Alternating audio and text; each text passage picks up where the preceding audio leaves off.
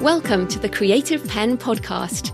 I'm Joanna Penn, thriller author and creative entrepreneur, bringing you interviews, inspiration and information on writing, publishing options and marketing ideas for your book. You can find the episode show notes, your free author blueprint and lots more information at thecreativepenn.com, and that's Penn with a double N. And here's the show.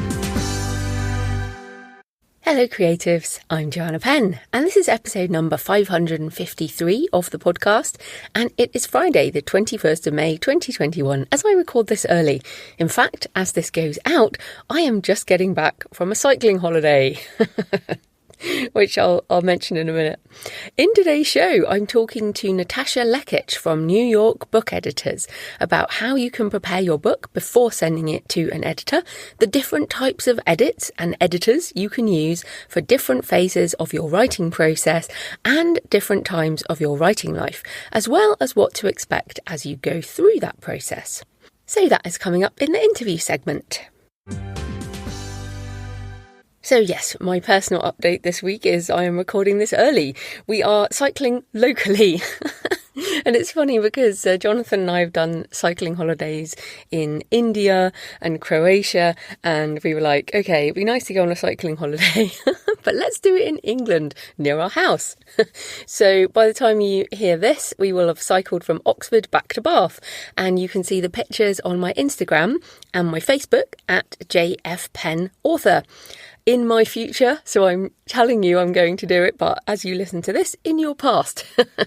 So yeah, we really, really need a break. I think we all do. It feels like we all thought the pandemic would be done by now, and when 2021 ticked over, we were all like, oh, it's almost finished. But as you know, it's still going on, and it feels like travel at the moment is defined as spending a night away from your house.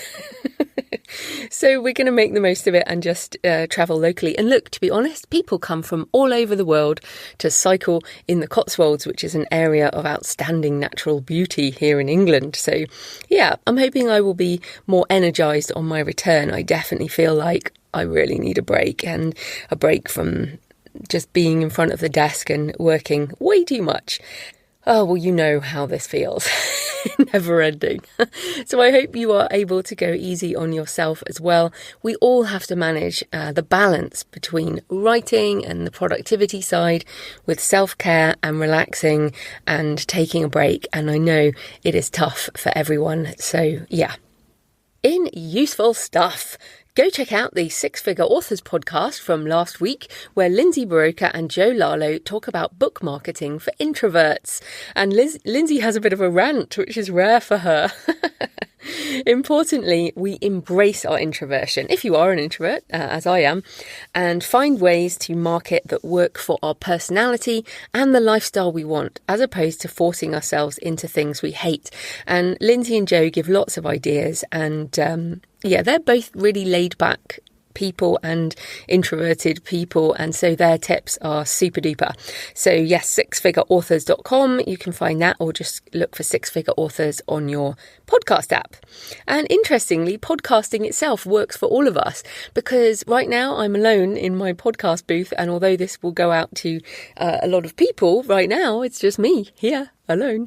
So it works for my energy. I feel like audiobook narration is different. That definitely takes a lot of push energy, but I feel like this podcasting in the way that I do is not such high energy. And of course I pre-record my interviews, and I do that at times when I have energy. So yeah, podcasting works pretty well. Also, I'm very excited to announce that a fantastic group of authors are offering incredible deals on a bunch of useful books for writers this week. So 99-cent, 99p type equivalent deals between the 31st of May and the 4th of June 2021. It includes fantastic books like Structuring Your Novel, Mastering Your Mysteries, Amazon Decoded, The Emotional Wound Thesaurus, Amazon Ads Unleashed, How to Write a Series, Writing Faster with Art Journaling, Platform Mastery, Romance Your Brand, and my own book, The Successful Author Mindset. So a selection of fantastic authors there. If you go to thecreativepenn.com/blowout, BLOWOUT, that will take you over to David Gochran's site. And David has all the information on this fantastic deal. You can go to the show notes for all the links as ever. Just as you're listening to this, you can go to thecreativepenn.com/blog and you'll find this episode there, or you can go to thecreativepenn.com/podcast and this will be the top one. So episode 553. So yes, go and get that limited time deal on all of these fantastic books, 31st of May to 4th of June 2021 at thecreativepenn.com/blowout. So today's show is sponsored by my own editors page at thecreativepenn.com/editors, where you will find a list of editors, vetted professionals through Reedsy or New York Book Editors, and also editors and proofreaders recommended by listeners of the show and other authors. There's also a video tutorial where I take you through how to find and work with professional editors. And if you want to improve your writing craft, especially at the beginning of your author career, a professional editor can make all the difference. I know some people say you don't need an editor, but I think those people have internalized the way books work, and I personally still have incredible help from editors. So I am an affiliate of both Reedsy and New York Book Editors, and Natasa today is from New York Book Editors. If you go to thecreativepenn.com/editors and use some of my links, which are all marked, I receive a small percentage commission at no extra cost to you, and it supports the show, as well as getting a fantastic editor or proofreader for your book. And if you want to go straight to New York Book Editors, as I'm talking to Natasa, you can use my link, thecreativepenn.com/NYBE, links in the show notes. So this type of sponsorship pays for the hosting, transcription and editing. My time is supported by my wonderful patrons. And thank you to all of you who support the show. And of course, my extra 45-minute Q&A went out last week or the week before, whenever it was. So if you support the show, you get that extra Q&A audio. And we have a little chat behind the scenes as well. Just a couple of dollars or euros or GBP or Canadian dollars a month. You can go to patreon.com, patreon.com/thecreativepenn. Right, let's get into the interview.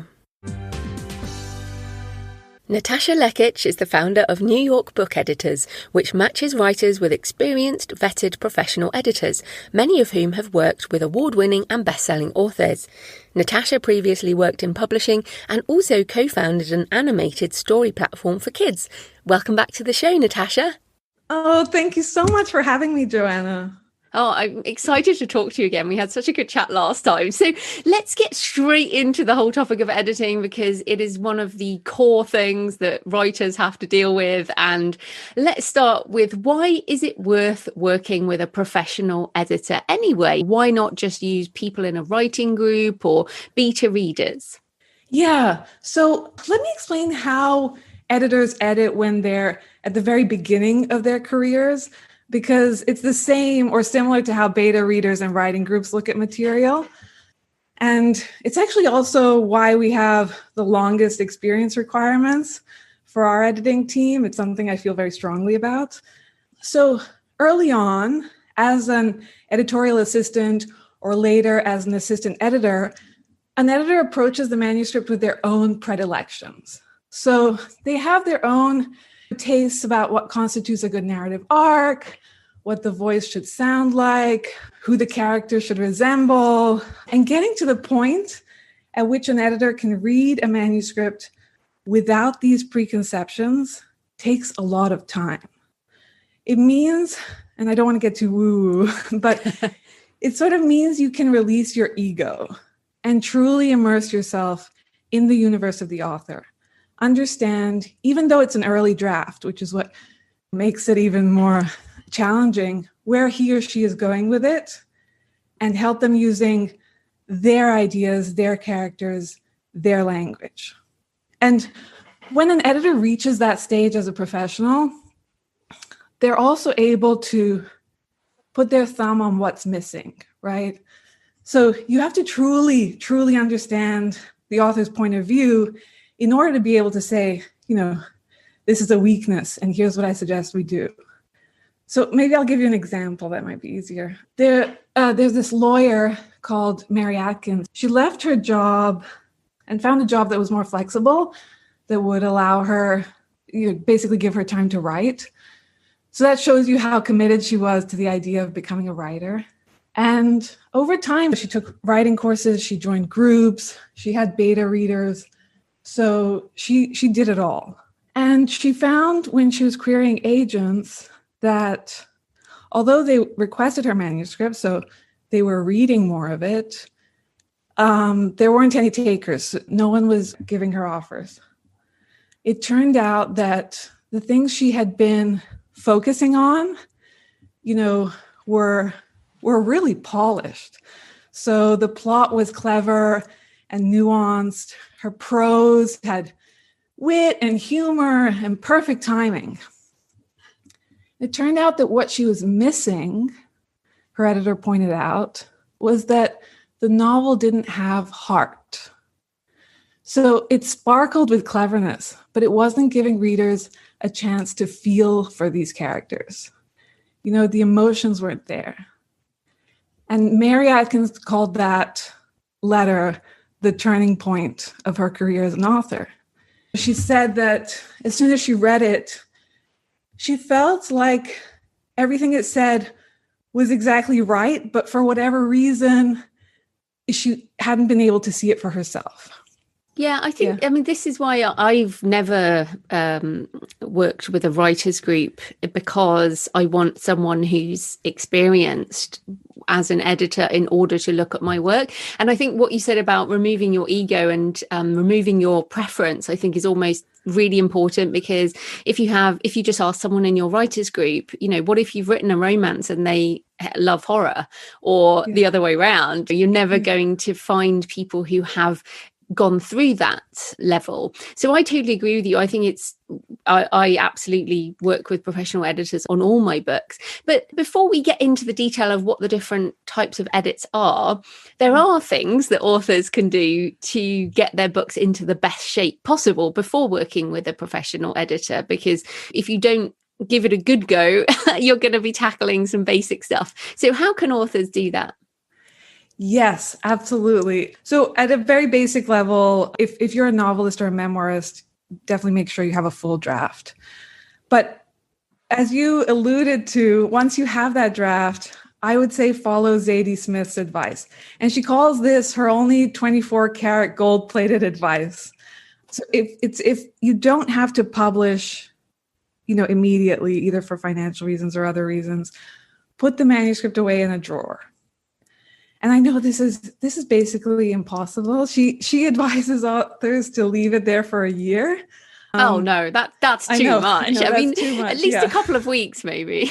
A couple of weeks, but in 3 months, if they can. 3 months is really a good period as well, because the secret to self-editing is to impose enough distance between yourself and the manuscript so that you can really become its reader. You can approach it from the perspective of something that approximates a stranger, right?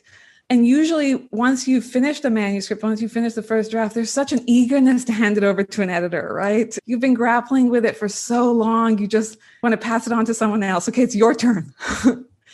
But as you said, working with an editor is an investment, and you don't want their feedback to include all the things you could have spotted yourself if only you'd given it more time. You want it to be full of the things that, nuances that you wouldn't have seen no matter how much time you'd given it yourself. So the key is really to approach your work from all these different perspectives as a writer, as an editor while you're, writing, and then later as a reader when you return to it. So at New York Book Editors, it's really important that every author gets the most out of their experience. So we actually have a first screening. And if we think that the author can take the work further on their own, we'll suggest some books on writing and occasionally books in their genre, because what's most important to us is that we know we're doing what's best for the author. And if timing is the issue and the author needs more time in order to get the best edit possible, then we're very upfront about that. Yeah, I think that's really important. So let's get into the different types of editing, because I feel like this is one of the issues with new writers is they think there's just one type of editor, and so that can cause problems later on. So let's start with, I guess, the top level, the developmental or structural editing, sometimes called manuscript critique. What does that do for people? What is that and how does it help? Right. So this is the edit where some really deep revision takes place. There are major character development problems, intractable structural knots, or sometimes maybe for nonfiction, some of the manuscript falls flat and feels like an information dump. So it's the time to do some deep work to make sure your house has all its supporting walls, that the roof covers the entire structure. I'll give you a quick example here too. So there was a manuscript that was very much like, let's say, Game of Thrones, with a large cast of characters. And the editor told the author he needed to make sure the point of view we were hearing from was the character who had the most at stake in that scene, because that wasn't always the case. And that's the character's head the reader wants to be in at that time. So advice like that would lead to quite a bit of revision. And something else to note about big picture edits is that it's often where good editors and the editors on our team distinguish themselves. So if you're not getting these kind of macro level suggestions and the editor is largely making sort of small tweaks here and there, then it's probably due to a lack of experience, because no matter how far along you are as an author, you need some of this kind of feedback. And actually, this is the type of edit I still pay for my novels. Like, I don't need a line edit anymore. And, I've written a lot of books at this point, but I always get I call it more a story edit for my fiction, because there are, as you say, there are things that might work in your own head, but don't necessarily work in the book that you just can't see. And very importantly, this is nothing to do with grammar and typos and sentence structure, really, is it? This is that high level edit. Yes, very important not to conflate those. Yeah, and I think if people are expecting one thing rather than another, it can cause problems. So this can really help you with your story. For nonfiction in particular, what are some of the things that this type of edit will help with? So for nonfiction, sometimes it's how to bring in more anecdotes to bring the examples to life. If it's an instructional book, to add dialogue to really make that more concrete. So things like that, even developing the overall structure for the entire manuscript.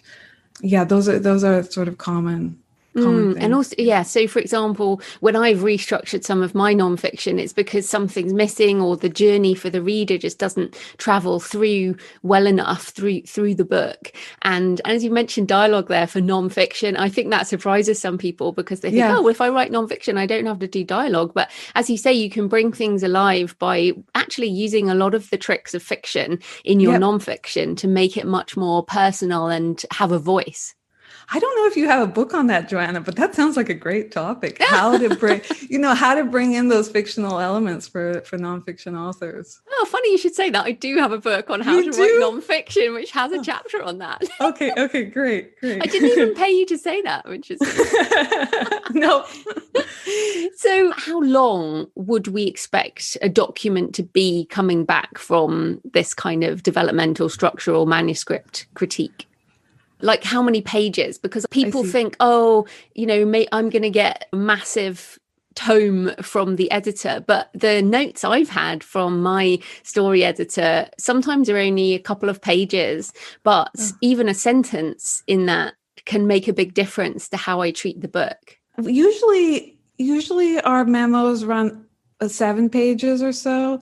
And there are often the author will also choose to have margin comments, so to have the editor point out they're talking about the big picture changes, and then in the margins they'll say, okay, here's where you would take that feedback into account. Yeah, absolutely. And then when an author gets this kind of edit back, what should they be doing with that feedback? So they should be treating it like it's radioactive. I'm glad you said that, because I was about to say, don't look at it. As soon as it arrives, don't look at it. Just ignore it. Yeah, wait Pretend till you're it's emotionally late. ready. Yeah. Yeah, the radioactive, I have to give credit. Nathan Bransford uses that term, and I just think it's so good. So there are authors, like I mentioned, Mary Atkins, who may read the letter and it makes perfect sense and everything falls into place and she's ready to go. But there are a lot of authors for whom, it feels really overwhelming. And, if you've been writing obviously your own story, it's as if you've been living in your own version of Alice in Wonderland. And suddenly this editor comes on to the set and says, but don't you see the tea party is taking place upside down? And you've been to this tea party so many times, you think, what are they talking about? It takes a minute to envision it on solid ground. And then if the advice is actually good, it should suddenly hit you, oh, wow, I guess my characters have been sitting upside down. So the first thing to do is read it and then leave it and come back to it in a few days. And I don't know, 3 seems to be a magic number all around. And I hear that 3 days has been the key for many authors. In 3 days, they've had enough time to absorb the material and they feel like they're on board with it. And at that point, the next thing to do is all of our edits include follow-up calls, and yours should as well. So at that point, you should be taking notes on what you'd like to discuss during that call. So anything you want to clarify or things you want to brainstorm about, that's also a great use of that time. And then after the call, when you return to the edit, now hopefully with a lot more confidence, don't try to tackle everything at once. So you're eventually going to end up reading that letter and the margin comments many, many times. At this point, just pick out something that really jumps out at you. It may be a few smaller changes. It may be one big change, and tackle that first. And then once you feel satisfied with that revision, reread the edit and pick the next thing. So it's really, picking your battles one by one as they speak to you, rather than, feeling overwhelmed that you have all this to do. Yeah, I'm definitely the same. And I think I remember getting one edit back a long, long time ago, and I was really angry. I was obviously angry at myself, really, but it feels like you're angry at the editor for criticizing your wonderful, perfect book. And as you say, like putting it aside for a couple of days makes you realize that some of these things are completely right. And so I think, as you say, it's really important to wait before you jump in. And then what I do, because I have my manuscript in Scrivener, is, and all my little flags have gone blue, that's when I've sent it off. And then I go into each of the chapters and I will almost copy and paste the comments into my Scrivener and then highlight them and change the color of the flag. And then once I've got that, then I tackle each one of those at a time. As you say, it's kind of breaking it down. But you definitely have to take some time over that sort of chewing on the process and thinking about it again. But to me, this is such a valuable side of things and something I still learn a lot from every time. Yeah, it's so incredible how similar the process is for all authors, right? And how magical that time is waiting. Even when we said putting the manuscript in a drawer, there's so much to be said for pausing and letting absolutely. things sink in. Yeah. So, right. So we've made these bigger changes, whether we're writing fiction or non-fiction. We've gone through all of that and we're now happy with it on a bigger level. So then we can move into and people call it different things. So maybe we can start with that, which is line editing, copy editing, comprehensive edit. What is this next level, which really is at a much more detailed line level? So the next level, so the term that will be consistent throughout will be the line editing term. And the full edit that encompasses that can go by many different names. So the key is to say, does this include a line edit? And if the editor says yes, that means it's at this next phase of editing. And I think we can address the copy edit afterwards, completely different ballgame. So we call it a comprehensive edit. And it's a comprehensive edit, or line edit, is basically a full markup of the prose. So it's reshaping your sentences for clarity, flow, pacing, while also keeping an eye on the bigger issues. So you don't leave the big issues behind completely, but at this stage, there should be less of them. So we're not revising half the manuscript. We're making these kind of smaller revisions. But also notice that I said reshaping of your sentences. So this shouldn't be a rewrite. Once again, as with the big picture changes, your editor, as ours do at New York Book Editors, should be largely invisible, meaning their changes should feel like a natural part of your prose. They're using the material that's there largely and cutting back or rearranging, maybe adding just a phrase for clarification, but all of it should feel very in line with the author's words. Okay, and this might be a little bit controversial. Yeah. So this is where I use Pro Writing Aid, which helps me with the line editing. Now, I've written 32 books at this point, so I have had the comprehensive edits on earlier books in my journey, but now I find Pro Writing Aid can do a lot of that line editing. What do you think is the difference between a human editor on this level and a tool like Pro Writing Aid? You know, I haven't used Pro Writing Aid. I don't know. Does it change your sentences? Does it clarify? It does an incredible job at a very detailed level, and picks up passive voice and grammatical things, and has thesaurus things, and has reports on repetitive words and all of this type of thing. Yeah. So I think that sort of sits in the gray zone. So passive voice would be part of the line edit. The grammar and other things would be part of a copy edit.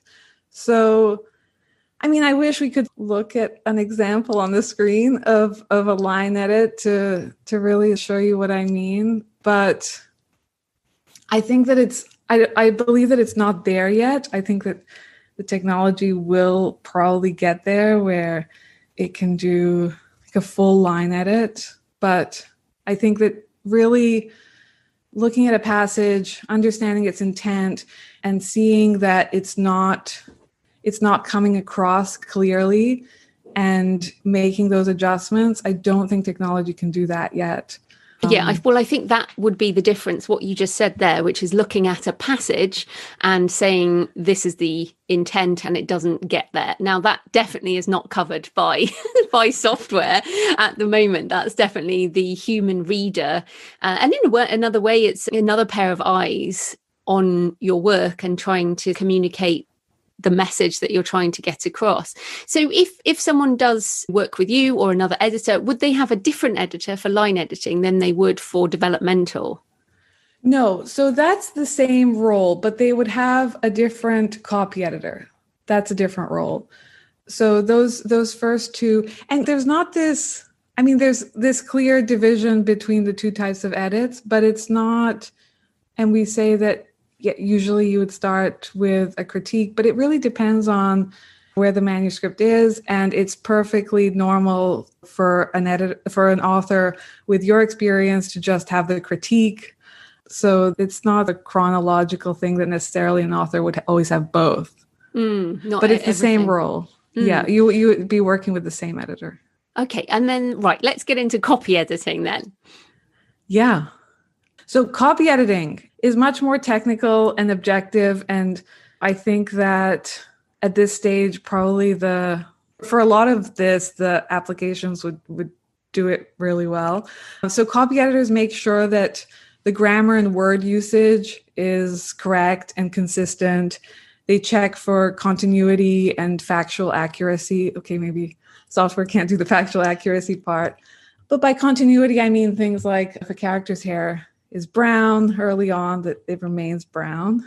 So once your draft is complete, meaning the narrative and prose has been worked through, the copy editor comes in to correct those technical issues. Right. And that is, I guess, that's really red pen type edit that people might have seen, or would that be something between the line edit and the copy edit?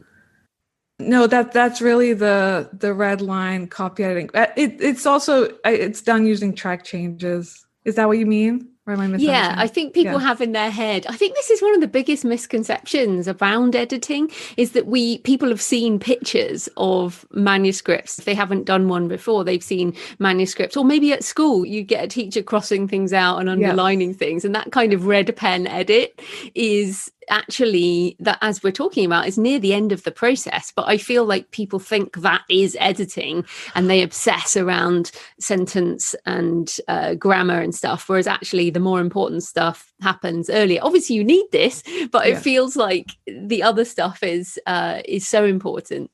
Absolutely. So I agree with all that, and that authors think that this, largely believe that this is the edit, and that but it's so also, I think it's so comforting to realize that you can work with someone on your story and on your prose at a deeper level, that you're not alone in that it's not just that someone's going to step in later on with the technical issues. But when it comes to all the red line changes, that also happens in a line edit. Actually, probably there are probably more red marks on line edits than on copy edits. I think this also has sometimes to do with the different terminology that's used in different places. And I wonder if it is the same across different countries, because obviously I'm in the UK and I've lived in Australia and New Zealand, which is usually British type of English, and for me the copy edit was always the same as a line edit, so it's quite interesting. So I think for people listening, a key would be, whoever you're talking to about editing, you need to sort of really get clear what you're expecting and what the editor is expecting, because there may be some misunderstandings, I guess, about the different words used. Yes. And I'm going to say something else that's controversial when you started that, which is that, so copy editing doesn't take as much time as line editing, and it's not, the experience level is not the same. It takes a lot longer to become a really accomplished line editor. And what happens sometimes in freelancing is they'll say, oh, I'll do both. And what that means is you're probably not getting a great line edit. Because if they're also going around and looking at the grammar, then their focus is taken away from the way that the prose reads. Yeah, it's so interesting. So then I guess the other question is, what is proofreading? Proofreading. So proofreading is largely another copy editing path. Firstly, because when it comes to grammar and continuity, it's not easy to pick up on everything in one pass. So if you're really angry at your copy editor because something was missed, just know that that's completely normal. I mean, it happens even in-house at a publishing house, although they do several passes with the copy edit. So proofreading takes place after the manuscript has been typeset. So when your pages actually look like a book, when the interior layout is done, mistakes may have been introduced by doing that. And so the proofreader checks for that as well. Things like too many hyphenated words at the ends of lines. And they're doing, as I said, another sort of copy editing pass. Yeah, and it's funny you say that, because I do, with my fiction, I don't find it, I do have a separate proofreader to my editor, and that, I guess, in a way, it's a bit of copy editing. But for my non-fiction, upload the book, get it printed before making it live as such. And I go through my nonfiction, particularly in print, page by page, because then that is, as you say, the hyphens with nonfiction as well, with the URLs and with the things that you might have in a nonfiction book that make it much more formatted than fiction. I feel like you really need to check that in the print layouts that you might not worry about so much with an ebook. So I think that's something else for people to consider. One other thing that I was going to ask you, and I didn't prep you on this, but I've been auditing, I've been editing things for audio a lot more. So for example, I might, when I'm doing my own pass through, I'll be like, yeah, that's not going to work in audio, so I need to change that. So it's more like an audio first edit, because a lot of these audio projects now and audiobooks, you have to write differently than you did before, because it doesn't sound right out loud, whereas it might have been fine in someone's head. What are your thoughts on that? That is so common. So, God, I wish I don't want to. So there's this famous and prolific author who will not publish her book until she does her own audio work. God, I don't want to say the wrong, in case I'm not remembering who it is exactly. So part of her editing process is recording the audio.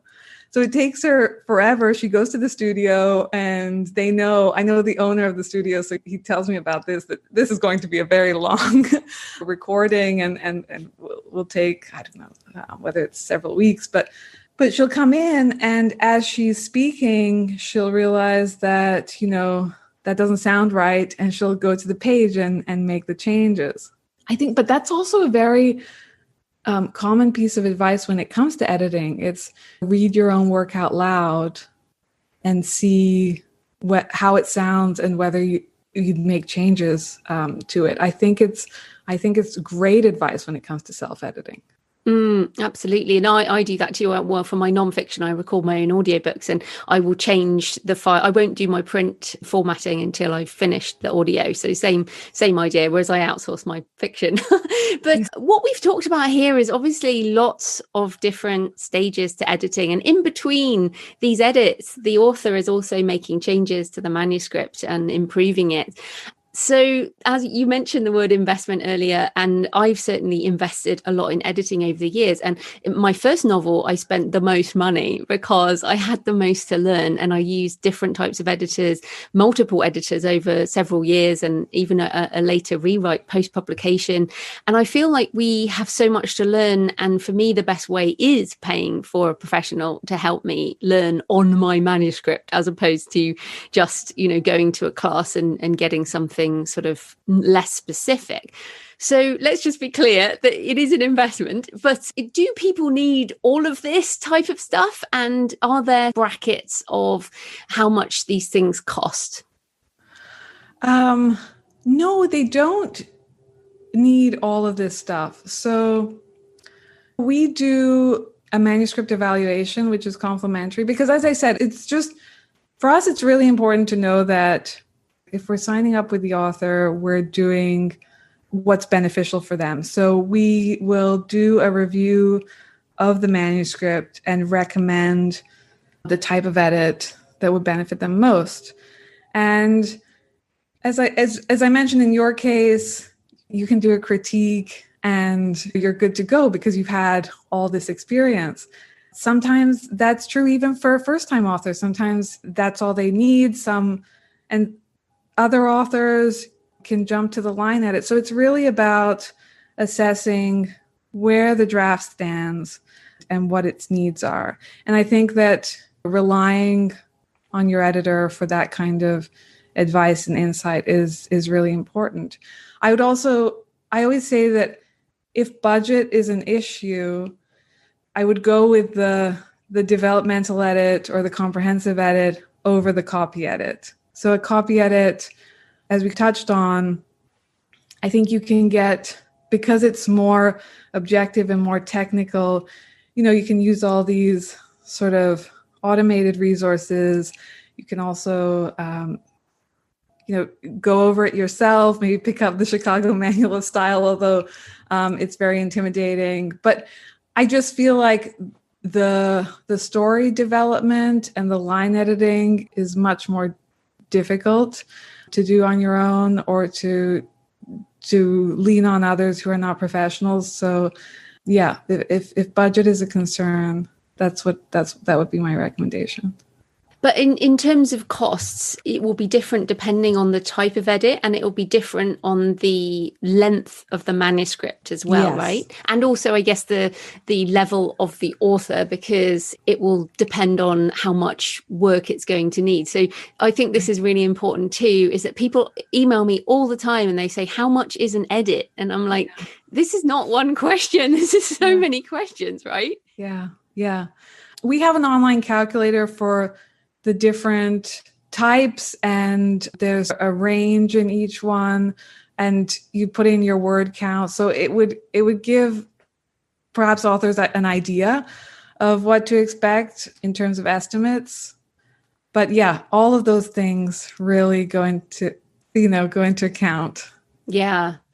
And then a big question is, how can an author find the best editor for their book, and also where they are on the author journey? Like, there's a lot of editors out there, and you obviously you have a lot of editors in your company, and there's a lot of editors out there in the world in general. So how do people find the best one? This is such a challenge, and it's why my company exists. It's why New York Book Editors exists. And from our experience, I can say the key is to find that deep level of experience and the right personality. So experience is probably the easier part. Editing is really an apprenticeship career path. I would say, please don't consider working with anyone who hasn't had a long publishing tenure.